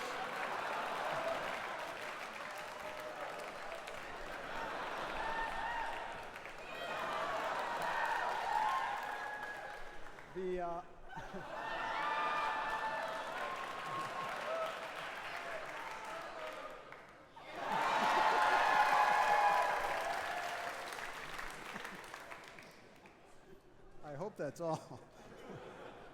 The winners could not or would not join us today. However, We have a brief piece of news video footage, and thank you to Reuters News for allowing us to show this to you. That's it.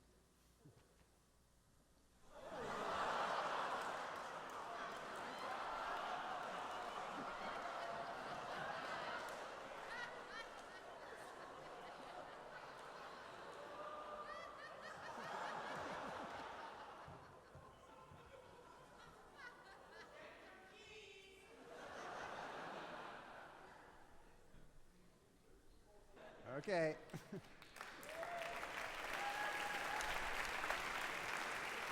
And now the final prize of the evening.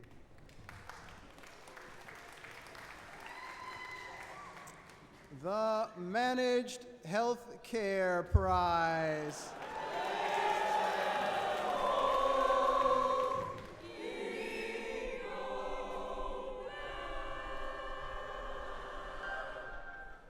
The Ig Nobel Prize for Managed Healthcare is awarded to the late George and Charlotte Blonsky of New York City and San Jose, California, for inventing a device to aid women in giving birth. The woman is strapped onto a circular table, and the table is then rotated at high speed.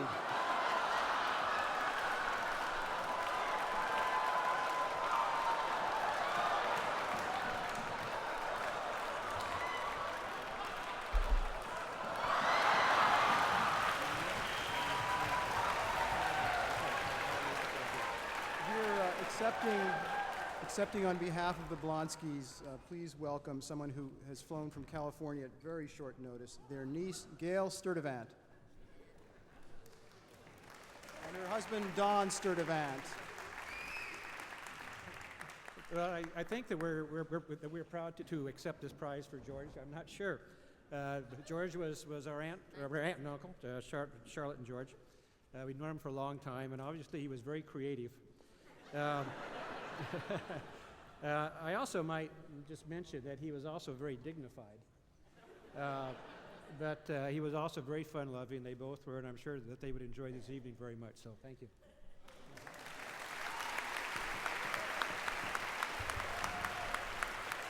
And here, with their own professional take on this prize, I'd like to welcome two of the most distinguished doctors from Harvard Medical School and Brigham and Women's Hospital, Doctors Andrea Deneyev and Joanne Manson.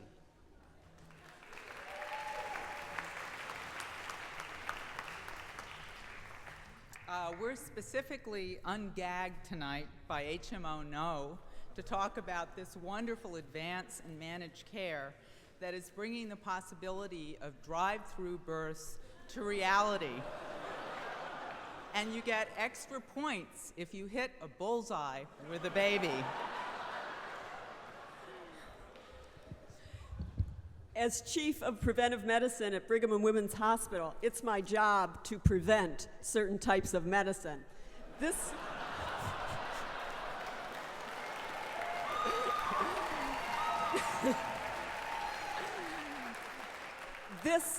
This may be why the Blonsky apparatus was brought to my attention, as well as to Dr. Denev's.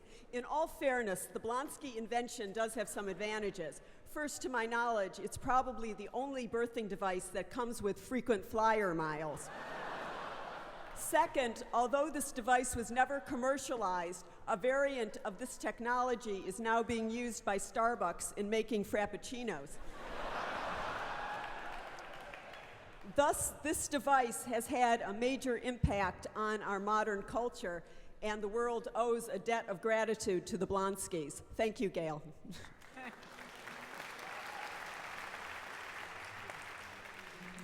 We have a demonstration.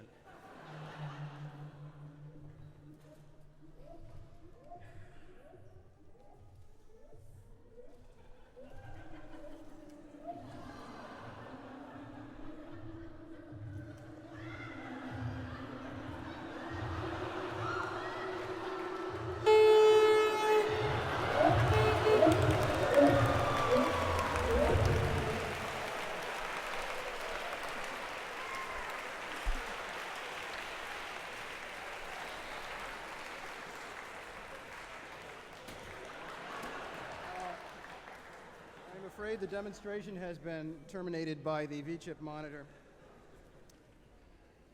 And now, here is the final act of our opera. Please welcome once again our narrator, Lisa Mullins.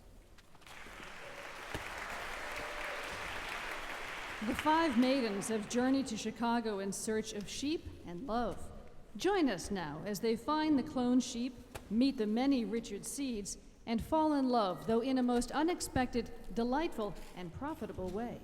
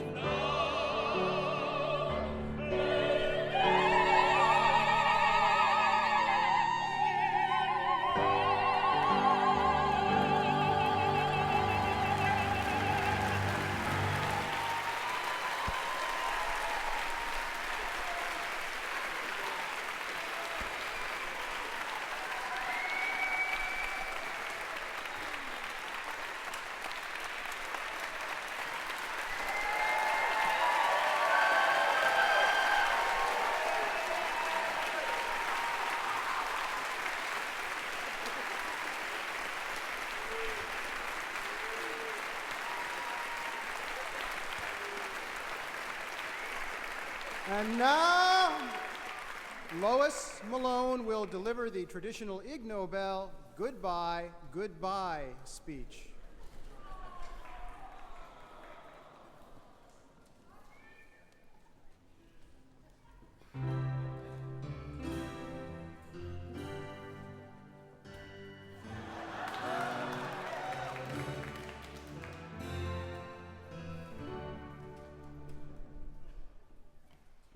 Goodbye.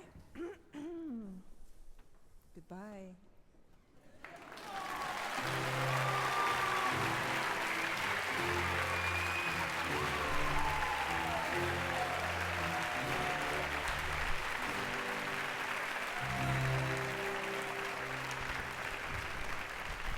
Now, ladies and gentlemen, let us honor all the people who put this ceremony together.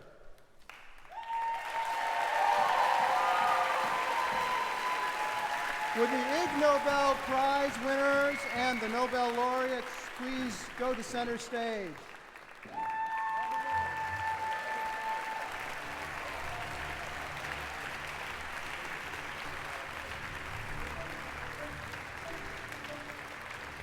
We have a special presentation for you, Mark. Oh, as a surprise.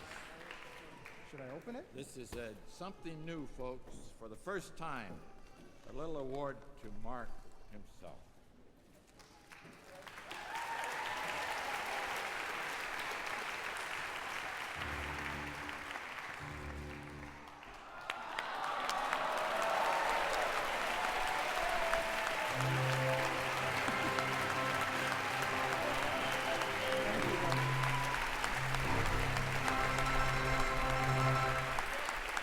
I'd like you to just realize we have an utterly pointless photo opportunity. Take your pictures now. This is the only time in history you'll ever see this assemblage of people.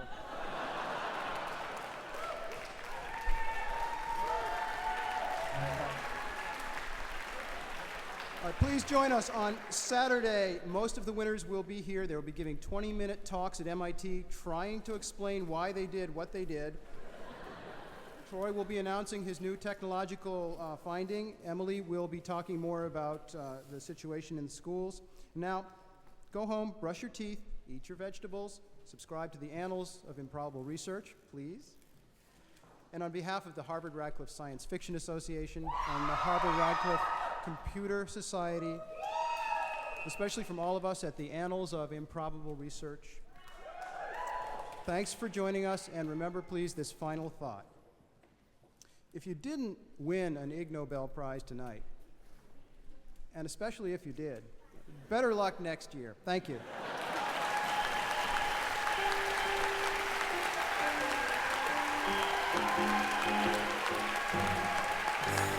Thank you.